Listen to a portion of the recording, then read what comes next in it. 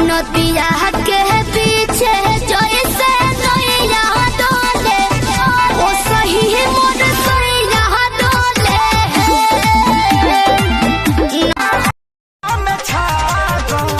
छोड़ जाएगा जानू आई लव यू।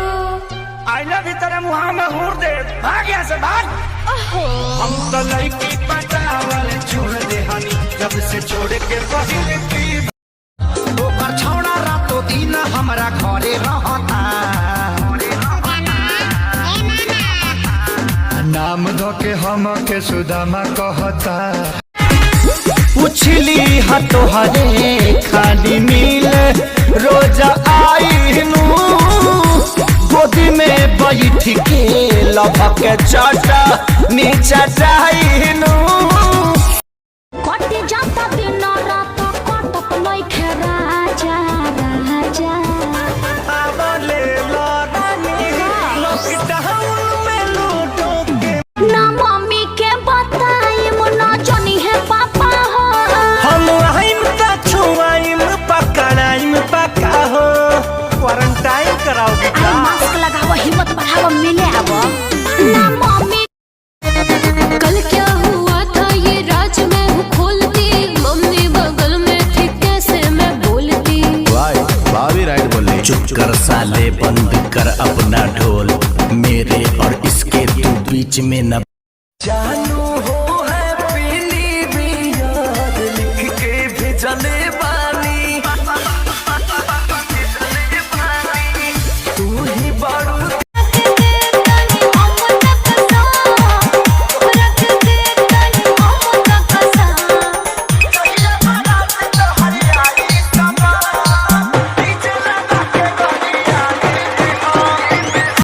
ओ कुछ ऐसा कर कमाल के तेरा हो जाऊं।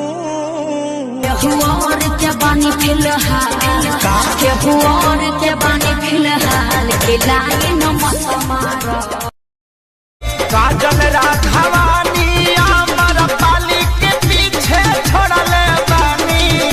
ओही रे ओढ़ानी अमर तीन जिला के कोड़ले बानी।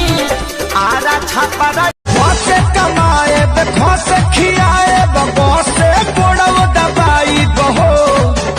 से घरवे में घुसल रह छोड़ा के न बाहर रह जाई बहो। से घरवे में घुसल रह छोड़ के न बाहर जाई बहो। गोरी तोरी अरे ना होई खेसरिया के हाल हे गोरी तोरी चुनरी बझल कौआ जान मारे लहनाई लखना हुआ। खिलाड़ ना होई तोरा वही सोन लइके कुंवर ना होई। का कहला? तोरा वही सोन लइके कुंवर ना होई। कुंवर ना होई। अच्छा जवन नई हर में रखले याद ना होई। जवन नई हर में रखले याद ना होई। लाल लाल लागे कमाल जस पान खाई गो। अच्छा ऐसा सुगराई तुम कहां से लाई गो डार्लिंग। ऐसा सुगराई तुम कहां से लाई गो। हम पागल? हाँ तो मुझे क्यों बोला पागल? तो सुन 19 में ठीके रहलो कैसे भुलाइलो। अपना लव भर के बाबू चिन्हियो न पाइलो। अरे ऐसे कैसे